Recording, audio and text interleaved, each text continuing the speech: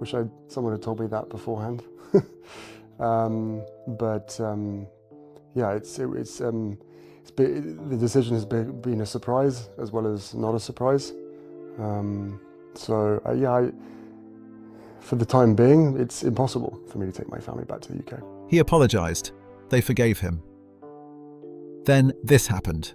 Prince Harry's royal title was briefly returned in a moment that stunned the world, but what King Charles did next left everyone speechless.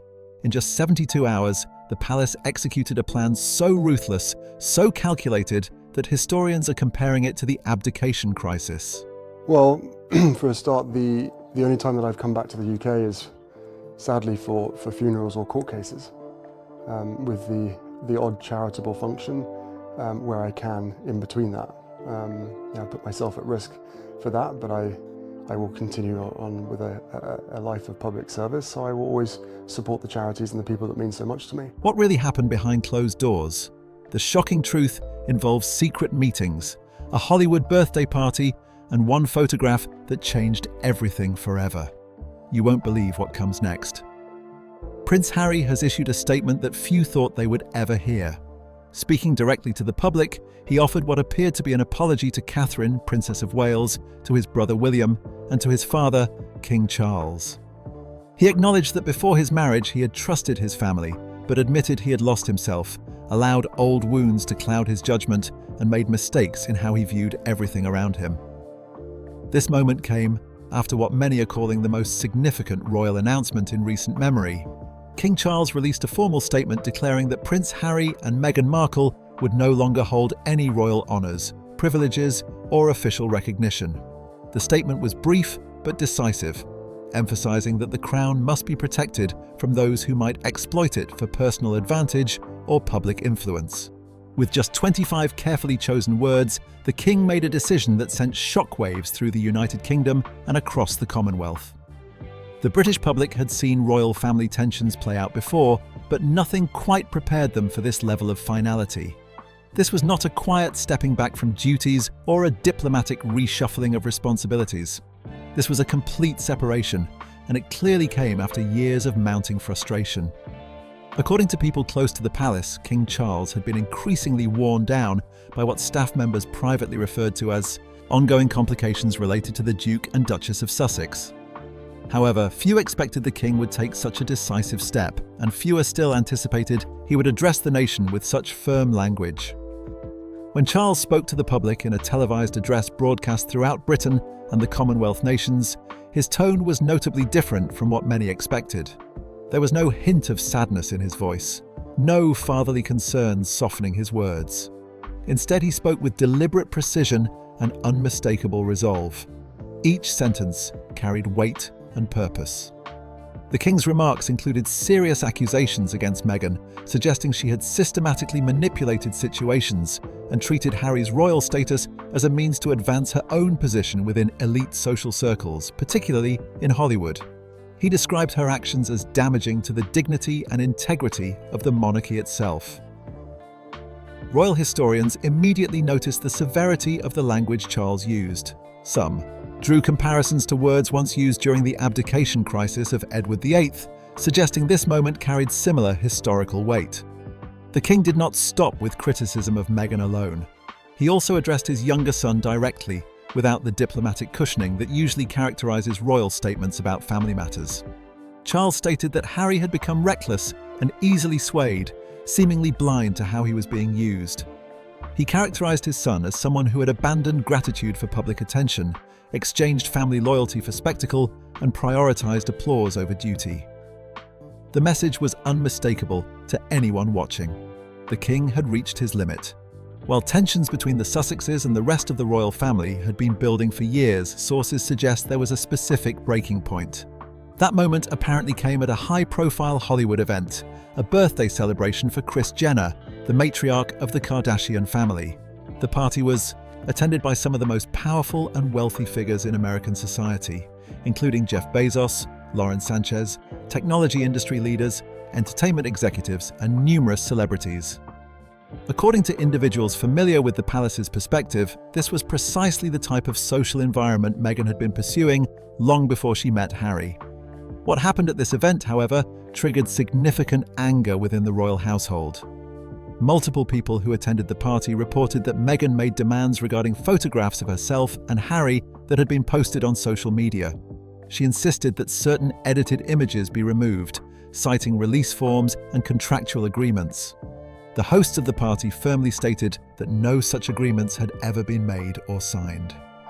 Staff members who were present found themselves in an awkward position, caught between these conflicting claims. They pushed back against the demands, making it clear that the requested agreements simply did not exist. While Hollywood insiders largely dismissed the incident as minor drama, the palace took it much more seriously. The situation created what many saw as embarrassing optics. Here was a former member of the royal family apparently trying to control images from a private party she had been invited to, asserting an authority that she no longer possessed. The sense of entitlement displayed at this event echoed through tabloid coverage and reached diplomatic circles as well. For King Charles, this incident landed as a form of public humiliation. He had spent decades working to modernize the monarchy, protect its relevance in contemporary society, and maintain its dignity in the face of changing times. To him, this moment at the Jenner party seemed to confirm a fear he had harbored for some time. He believed Meghan had never truly understood or respected the institution she had married into. The values and protocols that governed royal life appeared to mean little to her. Yet the situation that ultimately proved fatal to Harry's remaining royal status did not originate with Meghan. It came from Harry himself. While Prince William was representing the crown at an important climate conference in Brazil, Harry made an unexpected appearance in Canada. When journalists questioned him about the visit, Harry insisted he had properly cleared the trip with palace officials beforehand. However, when the palace conducted an internal review, they found no record of any such approval. There was no email trail, no briefing documents, no messages, and critically, no entry in the King's official travelogue documenting permission for this trip. This was not simply a case of miscommunication or administrative confusion. Palace officials viewed it as a clear misrepresentation of the facts. The situation deteriorated further when representatives for Meghan released a public statement claiming that Harry was now an independent individual who did not require permission from royal advisors for his travel or activities. To those working within the palace structure, this statement struck at the heart of the problem they believed had been developing for years. They felt Meghan had gradually convinced Harry that he was somehow exempt from the rules and protocols that applied to every other member of the Windsor family. From the palace's perspective, this was not about Harry asserting healthy independence as an adult. This was insubordination, a fundamental rejection of the framework that makes the monarchy function as an institution. Behind closed doors, King Charles reportedly expressed his frustration to his closest advisors in stark terms. He told them that Meghan treated his son like a handbag, a fashionable accessory that carried the prestige of royal association. He made it clear that he would not allow his family's name and legacy to be used as someone's personal accessory for social advancement. The room apparently fell into silence after Charles spoke these words. It was the harshest private criticism anyone had heard the king direct toward his daughter-in-law. Then came the statement that would shape everything that followed. Charles reportedly said that Harry had allowed all of this to happen, and therefore the cost would now be his to bear. People present during this moment say it was precisely then that Charles made his final decision. He would remove all remaining honours from Harry, not as an act of revenge or punishment, but as a protective measure to prevent Meghan from exploiting those honours in the future. As the situation with Harry and Meghan continued to spiral, one figure within the royal family stood in sharp contrast to the chaos. Prince William had maintained a steady presence throughout the turmoil, and King Charles reportedly found himself reflecting on the different paths his two sons had taken. There was a particular story that Charles shared with senior royal watchers, one that seemed to crystallize the stark difference between his sons' approaches to their royal roles. Several years earlier, William had been involved in a legal case against a major newspaper. He won the case and was awarded financial compensation. Rather than keeping the money for himself or his family, William quietly donated every penny to charity. Among the organizations that benefited from his generosity was the Invictus Games, the very project that Harry had founded and championed. Despite this significant gesture of support, Harry never publicly acknowledged William's donation. He never thanked his brother, not once, either in public statements or at Invictus events. For King Charles, this detail carried profound symbolic weight. It seemed to encapsulate everything he had observed over the years. One brother served quietly, without seeking recognition or praise. The other made noise, sought attention, and appeared to be unraveling before the public's eyes. In Charles's assessment, Meghan had not merely stood by while this happened. She had actively encouraged the destruction at every step along the way. On the evening of November 6th, King Charles emerged from the private chambers of Buckingham Palace with a sense of purpose that his senior advisors immediately recognized. They knew what was coming. There would be no carefully crafted metaphors this time, no softened language designed to preserve family feelings, and no last-minute interventions to find middle ground. The king had made his decision, and he was prepared to act in a way that would reverberate through history. What had begun as a slowly brewing scandal was now being treated within the palace as nothing less than a constitutional emergency. Over the next 72 hours, a carefully selected team of strategists, legal experts, and royal courtiers launched what one insider later described as a surgical operation of symbolic exile. The stakes extended far beyond the personal reputations of Harry and Meghan. This was about the survival of the monarchy itself as a functioning institution. That night, Charles summoned only 3 individuals to his private study. The first was Lord Chamberlain Andrew Parker, known within palace circles as the quiet enforcer of royal precedent and protocol. The second was Sir Clive Alderton, Charles's most trusted private secretary, who had served him through numerous crises. The third was a seasoned communications strategist, someone who had worked with the palace during the difficult period when Camilla was integrating into royal life, often referred to by insiders as the fixer. When these 3 individuals entered the king's study, they did not sit down. They stood, understanding the gravity of what was about to unfold. After everything had been thoroughly reviewed, Charles delivered his instructions with absolute clarity. He wanted all styles and all privileges removed, and he wanted it completed before the weekend arrived. This was not meant to be merely symbolic. What Charles was ordering represented the most dramatic internal reshaping of royal titles and status since King Edward VIII abdicated the throne back in 1936. However, unlike that painful historical retreat, Charles's decision was specifically designed to project institutional strength rather than sorrow or defeat. Sir Clive Alderton took charge of implementing the king's wishes. While Harry and Meghan had officially stepped back from royal duties in 2020, they had retained certain key symbols of their royal connection. They still held the Duke and Duchess of Sussex titles, could still be referenced with royal styling, maintained claims to certain patronages, and possessed international influence directly tied to royal branding. King Charles wanted to eliminate any ambiguity whatsoever. His goal was not punishment for its own sake, it was to protect the institution he served. Sir Clive articulated the strategy clearly to the team. If Harry and Meghan were not going to be working royals, then they must not sound royal, act royal, or trade on royal associations in any capacity. The team pulled historical documents and reviewed previous cases where royal status had been modified or removed. They even examined letters patent issued by the late Queen Elizabeth. Within 48 hours, they had developed a comprehensive strategy that was both ruthless and precise in its execution. The plan had several key components. First, Harry and Meghan would be stripped of the right to use the Sussex title in any commercial or charitable venture. Second, all United Kingdom-based royal styling would be removed from internal court documents and all Commonwealth communications. Third, Meghan Markle would no longer be introduced or treated as royalty in any official context whatsoever. Fourth, Crown-sponsored websites would be scrubbed of references suggesting current royal status. Finally, a complete communications lockdown was ordered for palace staff. There would be no comments to the press, no elaboration on the decision, and absolutely no apology. The move had to appear clean, cold, and utterly final. The communications strategist's role was straightforward but uncompromising. He needed to control the narrative before Meghan and Harry could put their own spin on events.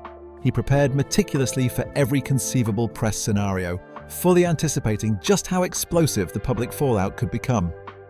The plans he developed ranged from maintaining complete silence for 48 hours to deploying strategic messaging that would emphasize the institution over individual personalities. The guiding principle was clear. The crown came first, values mattered more than personalities. Part of the strategy involved highlighting Prince William's role as the Prince of Wales. The plan was to showcase his quiet dignity and steady leadership as a contrast to the drama surrounding his brother. In a move designed to generate preemptive public sympathy for the king's difficult position, the palace released archival photographs of Charles with young Harry. These images served as a subtle reminder to the public of the king's long history with his son, his patience over the years, and the care he had shown as a father. Despite the calculated nature of the strategic rollout, Charles had one deeply personal request for his team. He wanted people to understand something important. This decision was not being made out of hatred or vindictiveness. It was being done to protect and preserve what the entire family was meant to serve. The monarchy was larger than any individual, even his own son. Still, beneath the calm and methodical planning, the king's fury had not entirely subsided. Insiders who were present at closed-door meetings during this period recalled Charles describing Meghan in exceptionally harsh terms. He called her the most destabilizing woman to enter the family in a generation. In a particularly cold moment, he stated flatly that she was not his daughter-in-law anymore, not in any meaningful sense. Throughout all of this chaos and strategic planning, Prince William remained publicly silent, but those close to the situation confirm he wielded considerable influence behind the scenes. Sources say that William supported his father's decision without any hesitation whatsoever. He had long believed that the monarchy's future could not sustain the weight of the ongoing drama created by Harry and Meghan. Their actions and public statements were damaging the institution in ways that could have long-term consequences. However, William did make one specific request regarding how the situation should be handled. He told the communications team that there should be no personal attacks included against Harry in any public statements. His instruction was simple and direct. Don't kick him when he's down, just close the door. William's approach reflected his understanding that this was about protecting the institution, not about publicly humiliating his brother. William's only visible public move came 2 days after the decision had been finalized. He appeared at a charity event in East London, where he was photographed smiling and appearing poised. He refused to answer any press questions about the situation with Harry and Meghan. It was a subtle but unmistakable signal to the public and to the media. The message was clear. The royal family was moving forward. While strategists and lawyers worked on fine-tuning the precise language of the decree, other palace staff worked quietly on addressing the practical implications of the decision. Harry's personal coat of arms was removed from ceremonial documents. Security protocols were reviewed, particularly concerning any future visits Harry might make to properties in the United Kingdom. Meghan's name vanished from the digital registry of royal affiliations. Any official correspondence that had been addressed to the Duchess of Sussex was corrected, else. Corridors were updated to reflect the changes. Staff members described the atmosphere during this period as surgical, tightened, and eerily quiet. One long-serving staff member who had worked under 3 different monarchs offered their perspective on what was happening. They said the palace had certainly experienced scandals before, as well as divorces and various controversies over the decades. But this particular moment felt different. It felt like a permanent rewriting of the royal code itself, a fundamental shift in how the monarchy would operate and define itself going forward. On the morning of November 10th, at 6 o'clock, King Charles rose early. He wanted to review the final documents one more time with Sir Clive before signing the official royal decree. The document that would revoke all remaining privileges from Harry and Meghan was short and direct, almost emotionless in its language. It was marked with a single signature from the king. With that signature, 2 names effectively vanished from the royal ledger. When King Charles signed the royal order that stripped Harry and Meghan of their final privileges, it represented far more than a political or institutional decision. This was, in many profound ways, the act of a father who had finally reached his limit. Decades of maintaining public image, upholding duty, and bearing the weight of royal obligation could not shield him from the deep disappointment he felt. Behind all the constitutional formality and legal language, something much more personal was at work. There was frustration, not only with what his son had done, but with what his son had become. Those close to the king say that memories of Harry as a young boy fueled much of the emotional turmoil behind this decision. Harry had been Charles's unpredictable spark, his wild card in a life otherwise governed by rigid protocol. After the tragic death of Princess Diana, Harry served as a reminder to Charles that royal life could still contain laughter, spontaneity, and genuine emotion. Charles worked, often awkwardly, to hold his two sons together during those difficult years following their mother's death. Friends of the king recall his desperate attempts to bridge the emotional distance that naturally existed in their relationships. One former aide reflected on this period by saying that Charles never quite knew how to show his feelings in the way his sons might have needed. But despite his emotional reserve, he loved Harry deeply and genuinely admired his spirit and energy. Even as Harry grew into adulthood and began making mistakes, Charles continued to protect him. From the infamous Las Vegas photographs to various outbursts that appeared in tabloid newspapers, the palace media team moved mountains to shield Harry from the worst consequences of his actions. Charles, according to insiders, always believed that Harry would eventually mature and return to the family fold. He held on to that belief for years. That faith endured until Meghan entered the picture, though Charles was careful never to say this publicly. Charles reportedly viewed Meghan with a complicated mixture of curiosity and suspicion from the very beginning. She was undeniably impressive in many ways. She could dazzle crowds with her presence and delivered polished, articulate speeches. But behind closed doors, Charles quietly warned staff members to be cautious. One person who worked closely with him recalled the king saying that Meghan knew how to play the game, but she was playing her own version of it, one that did not necessarily align with royal expectations and traditions. What troubled Charles most was not Meghan's background or her heritage. It was what he perceived as her approach to branding and public image. A former press secretary who worked during this period explained that every move Meghan made seemed to be carefully calibrated for media impact. She was not adapting herself to fit the traditions and expectations of the crown. Instead, she appeared to be adapting the crown to fit her own vision of what royalty should look like in the modern age. Over time, Charles came to believe that Meghan had fundamentally transformed Harry into a projection of her own ambitions. He saw his son becoming what he considered a walking, talking logo for Meghan's particular vision of celebrity royalty. What enraged Charles most deeply was watching Harry being paraded through Hollywood galas and high-profile events as a prince, while simultaneously hearing him criticize and undermine the very institution that had given him that title and status. One aide recalled Charles saying in a moment of frustration that Harry was not a man to Meghan, but rather a brand extension, a useful asset in building her public profile. Charles's inner circle began compiling what amounted to a private dossier of moments that collectively pushed the king toward his final decision. This informal record documented times when Harry had overstepped, boundaries, contradicted the family publicly, or remained silent while others attacked them. The list was extensive.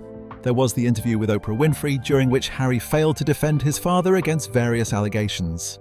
There was the Netflix documentary series that exposed interior views of palace grounds and private family dynamics. There was the podcast that Harry and Meghan produced, which aired personal grievances about royal life. There were public speeches Harry gave abroad that contained criticism of the monarchy. But perhaps what cut deepest for Charles was not what Harry did, but what he failed to do. Harry never expressed gratitude for the support he had received.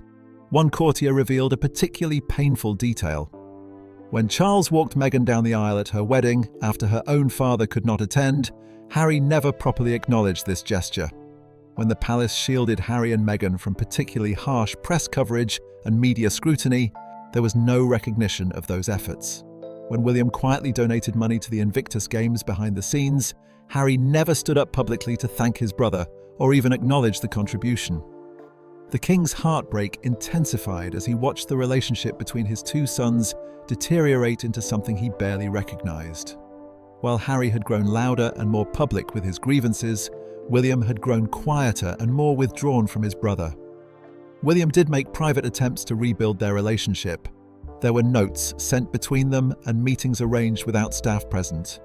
However, according to sources, Meghan's team consistently blocked direct contact between the brothers, insisting that all communication needed to go through official representatives and spokespeople. By the time Harry published a memoir that revealed intimate details of private fights and accused William of physical aggression during an argument, the future king had stopped, responding altogether. Charles was devastated by this development, not only because of the specific content Harry had shared with the world, but because of what it implied about how Harry viewed the monarchy itself. It seemed that Harry no longer saw the institution as a legacy worth preserving, but rather as a source of personal trauma that had damaged him. The final blow for Charles, according to insiders, came when he learned the full details of William's quiet, charitable donations to the Invictus Games. William had won a legal settlement against a newspaper, but refused to publicize his victory or the compensation he received. Instead, he donated the money to various charities, including to Harry's own signature initiative. When Harry failed to acknowledge this generosity even once, either publicly or privately, Charles reportedly said in a quiet moment of profound disappointment that there was no honor left in his younger son. The unauthorized trip to Canada was not simply a breach of protocol in Charles's eyes. It was a constitutional provocation that could not be ignored. Harry, still being publicly introduced and styled as the Duke of Sussex, appeared at events where he was presented with full royal titles and formal styling. He posed for photographs beneath banners that implied official royal patronage and endorsement. Local press in Canada ran headlines describing Prince Harry returning to serve the Commonwealth, as if he were there in an official capacity. The palace had approved none of this language or presentation. Charles's liaison to the Foreign Office reportedly fielded 3 separate phone calls from diplomats in the Canadian region. Each caller asked variations of the same fundamental question. Was Prince Harry acting on behalf of the British Crown or not? The answer was humiliatingly clear to everyone involved. No, he was not. This created confusion about the monarchy's position and undermined its credibility in Commonwealth relations. The day after, the Canada incident became clear. Charles reportedly told his closest aide something that revealed the depth of his frustration. He said he had let Harry go, allowing him to step back from royal duties, but he had not expected Harry to come back carrying a flag, metaphorically speaking.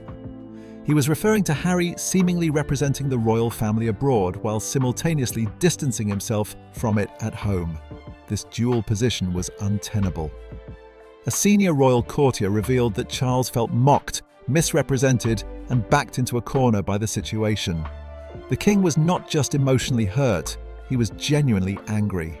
However, when Charles experiences anger, he does not raise his voice or create dramatic scenes. Instead, he writes. He thinks carefully and then acts with precision. The writing came in the form of a historic statement and an official royal order that stripped Harry and Meghan of any remaining honours, language, or recognition that could imply royal endorsement or affiliation. By the time Charles delivered his speech to the nation, he had made peace with what it would cost him personally. He knew there would be significant media backlash.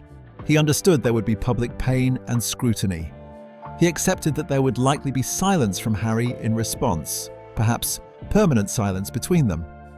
But the king had made a fundamental decision about his role. He was no longer going to act primarily as Harry's father. He was going to act as the crown, as the protector of an institution that was larger than any family relationship.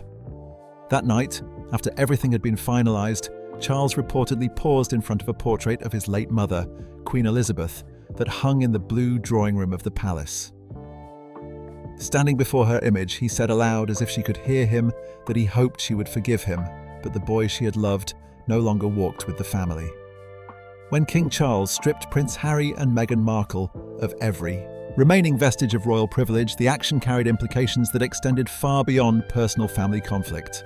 This was a seismic institutional act, a calculated attempt to salvage the monarchy's legacy, preserve its hierarchical structure, and protect its national symbolism.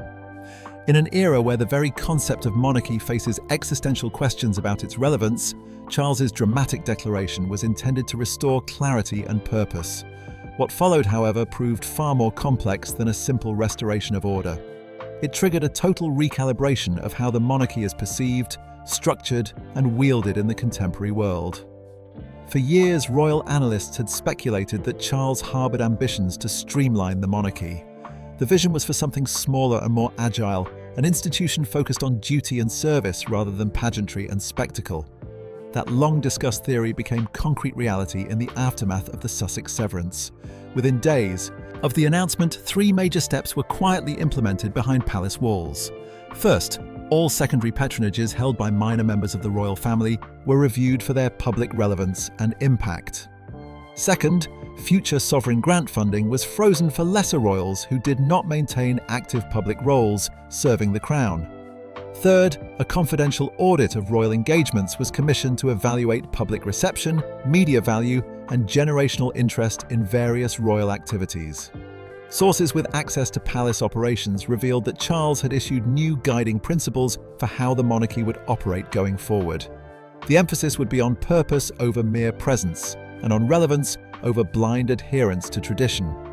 It was a subtle but unmistakable warning to the entire Windsor establishment. No one's position was guaranteed simply by birthright alone. Everyone would need to justify their role through service. In the substantial void left by Harry and Marmouchsan, Meghan's departure, the Prince and Princess of Wales have emerged as the monarchy's new emotional and visual anchor point. Prince William, once characterised primarily as the cautious and dutiful heir, is now increasingly seen as the Crown's steady command presence, resilient and steadfast during times of crisis. Catherine, meanwhile, has developed into what many consider the monarchy's strongest asset in terms of public perception. She manages to project an image that is both modern and restrained, never needing dramatic statements or media appearances to maintain public trust and admiration. Since the King's announcement, William's public appearances have taken on an added weight and gravitas. His engagements at youth mental health summits, environmental innovation centres, and diplomatic receptions are all now imbued with deeper symbolic meaning. His Earthshot Prize initiative, which began as a personal passion project focused on environmental solutions, now functions as a flagship programme for the entire royal family. Catherine's work on early childhood education and mental health issues, which was already widely admired, has been amplified by the public's clear craving for stability and consistent leadership. One columnist writing in The Times described her as the monarchy's answer to the diplomatic soft power traditionally associated with first ladies in presidential systems. Together, William and Catherine form what many see as a recalibrated vision for the monarchy's future, one that honours tradition while becoming increasingly mission-driven and purpose-focused. Despite the formal and measured tone of Charles's official statement, the real battle for public opinion quickly shifted to online platforms. Social media became fierce, unfiltered, and algorithmic spaces where instant referendums on the monarchy's relevance played out in real time. On TikTok, younger content creators posted videos criticizing Charles's speech as outdated moral grandstanding, out of touch with contemporary values. On YouTube, commentators with more conservative viewpoints praised the king for defending the institution and drawing necessary boundaries. Instagram revealed itself to be deeply split. Some users expressed continued support for Meghan and criticism of the royal family's treatment of her, while others celebrated Catherine's grace and the stability she represents. Hashtags evolved rapidly into factional identifiers. Royal news coverage became increasingly tribal in nature. Every image released, every public absence noted, and every headline published was immediately litigated in comment sections and quote tweets. The ability to control narrative had fundamentally shifted away from centralized authority. Even as Charles reasserted his authority through official channels, the public asserted its independence through decentralized digital platforms. The monarchy could make pronouncements, but it could not control how those pronouncements would be received, interpreted, or challenged. Though Harry and Meghan were officially erased from royal records and stripped of formal recognition, their impact continued to linger in public consciousness. By removing them so definitively, Charles inadvertently validated their ongoing centrality to the narrative surrounding the royal family. Every public appearance they made at technology summits, entertainment industry events, or press gatherings sparked immediate questions. Were they rogue royals operating independently? Were they simply public celebrities now? Should they be considered private citizens? Were they victims of institutional cruelty from the palace? Or were they the architects of their own downfall through poor choices? The truth remained murky, and that very murkiness continued to distract from Charles's original stated goal, which was to bring clarity to the situation. The risk that palace advisors now privately acknowledged was that the monarchy's act of institutional purification might ultimately be remembered less for its discipline and more for its drama. the spectacle might overshadow the substance. Polling data in the United Kingdom suggested that the purge did increase short-term trust in the institution among certain demographics. A survey conducted in the immediate aftermath of the announcement showed that 63% of British respondents supported the total severance of Harry's remaining ties to the Crown. An even higher number, 71%, backed the idea of stricter standards for how royal branding and titles could be used. However, these numbers told only part of the story. Only 41% of respondents under the age of 30 felt that the monarchy remained relevant to their own lives.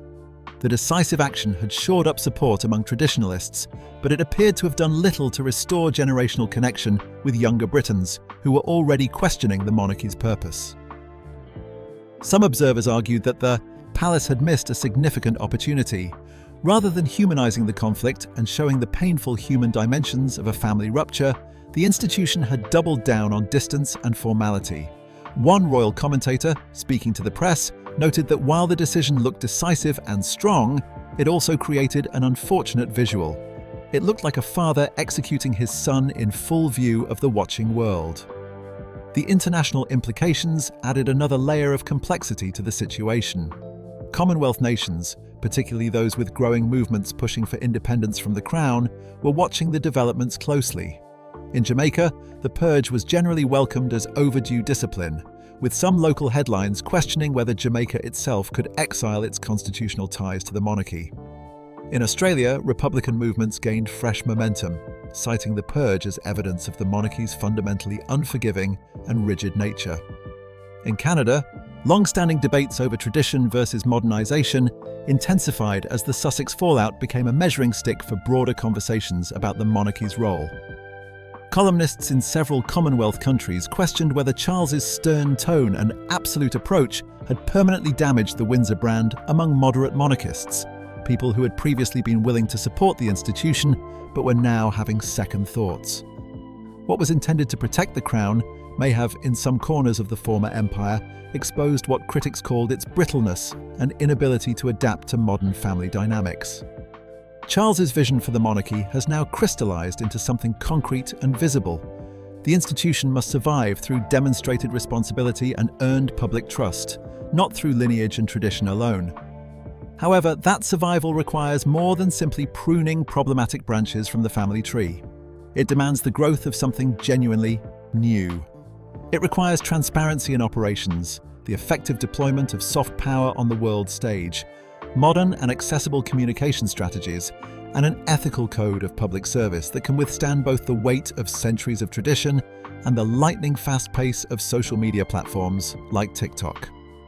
The challenge facing the monarchy in the years ahead is not merely about succession planning or ensuring smooth transitions of power.